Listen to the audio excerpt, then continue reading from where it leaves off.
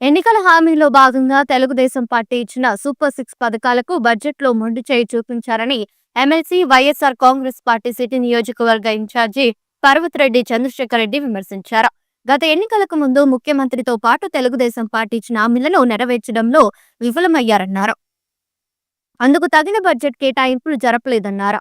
ఈ కార్యక్రమంలో మాజీ ఏఎంసీ చైర్మన్ పేర్నటి కోటేశ్వరరెడ్డి, ఖలీల్ అహ్మద్, ఊటుకూరు నాగార్జున, బేలూరు మహేష్, నీలి రాఘవరావు, మొగలపల్లి కామాక్షిదేవి తదితరులు పాల్గొన్నారు.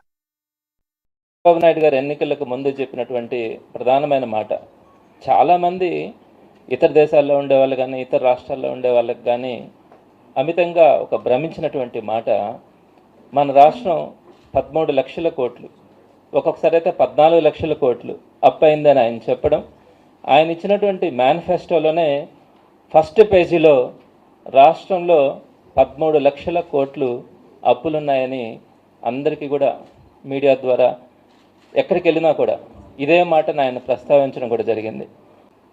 అంటే ఇక్కడ స్టేట్ సింబల్ వేయడం, అసెంబ్లీ సాక్షిగా ఈ బుక్ని ఆర్థిక మంత్రి అటు అసెంబ్లీలో కానీ ఇటు కౌన్సిల్లో కానీ ప్రవేశపెట్టిన దాంట్లో ఇది చూస్తే రాష్ట్రమే కాదు ప్రపంచమంతా కూడా నివ్వెరపోయింది. ఎందుకంటే దీంట్లో వాస్తవాలు ఉన్నాయి.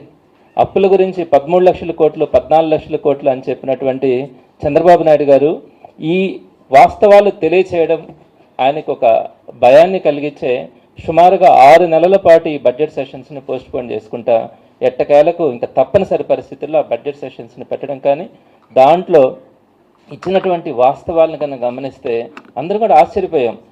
కూడా నేను ఇంకొక విషయం కూడా చెప్తా ఉన్నాను. ఈ బడ్జెట్ కేటాయింపుల్లో మనం 3,30,000 కోట్లు మన టైంలో అప్పులైనాయి. అంటే సుమారుగా మనకి 60,000 కోట్లు సంవత్సరానికి మనకి అప్పుల కింద అయినాయి.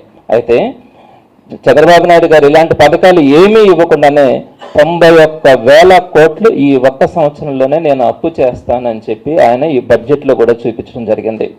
ఏ విధంగా అర్థం చేసుకుంటారు ప్రజలు?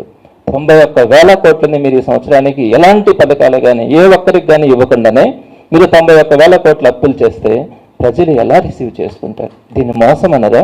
రోజు ఒక న్యూస్ పేపర్లో మంత్రి నిర్ణయం మైపాడికి శాపం అనే ఈ ఒక్క న్యూస్ చదివిన తర్వాత కళ్ళు తిరిగాయి.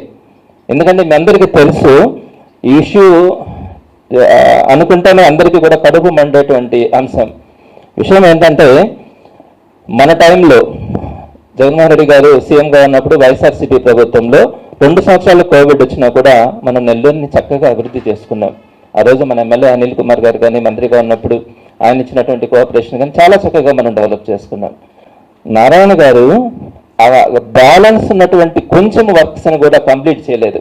అంటే ఈరోజు ఆ రివిట్మెంట్ విషయంలో కానీ ఆ రోడ్స్ విషయంలో కానీ కొన్ని చిన్న చిన్న వర్క్స్ ఉంటే కూడా వాటిల్ని ఎలాంటి రూపాయి కూడా దానికి ఇన్వెస్ట్ చేయకుండా ఈరోజు మనం వేసినటువంటి వాకింగ్ ట్రాక్ మీద సుమారుగా 25 అడుగుల వాకింగ్ ట్రాక్ మీద బంకులు పెట్టడానికి ఎల్లో కలర్ పెయింట్ వేసినటువంటి బంకులు పెట్టడానికి శాంపుల్గా ఒక 2 బంకుల్ని పెట్టడం కూడా జరిగింది ఆయన.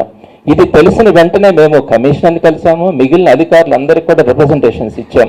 కమిషనర్ గారు కూడా రెస్పాండ్ అయినది, ఇది కరెక్టే, ఈ విధంగా బంకులు పెట్టడం కరెక్ట్ కాదు, నేను కూడా చెప్తానన్నారు. ఇంకొంతమంది అధికారులతో మాట్లాడితే వాళ్ళు చెప్పింది ఏంటంటే ఇది మంత్రి గారు డెసిషన్ అన్నారు. నేను మంత్రి గారిని అడుగుతా ఉన్నాను, నారాయణ గారు మీరు కనీసం జాఫర్ సాగర్ కెనాల్ రివిట్మెంట్లో కానీ అక్కడ వాకింగ్ ట్రాక్లో కానీ అక్కడ 80 ఫీట్ రోడ్డు వేయడంలో కానీ అక్కడ గ్రీనరీని డెవలప్ చేయడంలో కానీ ఎక్కడక్కడ మీ పాత్ర లేదు. ఇదంతా కూడా వైఎస్ఆర్సీపీ గవర్నమెంట్లో ఈ బ్యూటిఫికేషన్ అద్భుతంగా తయారు చేశాం.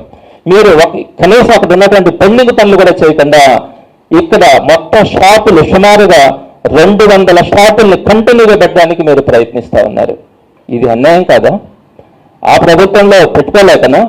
చాలామంది కార్యకర్తలు నాయకులు అడిగితే ఒకటే మాట ఆ రోజు ఎమ్మెల్యే గారు కూడా చెప్పారు, లేదు ఇది ఒక మనం డెవలప్మెంట్ కోసం ఈ ఏరియాని డెవలప్ చేస్తా ఉన్నాము, దీని కింద 1,00,000 మంది కొన్ని 100,000 వాహనాలు కూడా ఈ రోడ్డును పోవాలి, సో దీంట్లో మీరు ఇన్వాల్వ్ కావద్దని చెప్తే ఈరోజు నారాయణ గారు ఎలాంటి ప్రమేయం లేకుండా ఈరోజు ఇవన్నీ కూడా పెట్టడానికి ప్రయత్నిస్తున్నారు.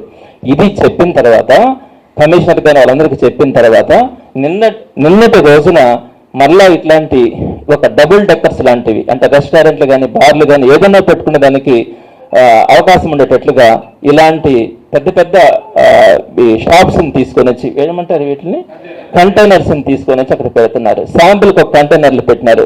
దాని పక్కన మెట్లు పైకి వెళ్ళడానికి, పైన కూర్చోవడం, తినడం, తాగడం, ఏదైనా చేసుకోవడానికి పైన అవకాశం ఉండేటట్టుగా ఒక కంటైనర్ని తీసుకొచ్చి పెట్టారు. ఇలాంటి కంటైనర్లని వరుసగా అక్కడ పెట్టి ఎవరికి ఇస్తున్నారో మీకు తెలుసా?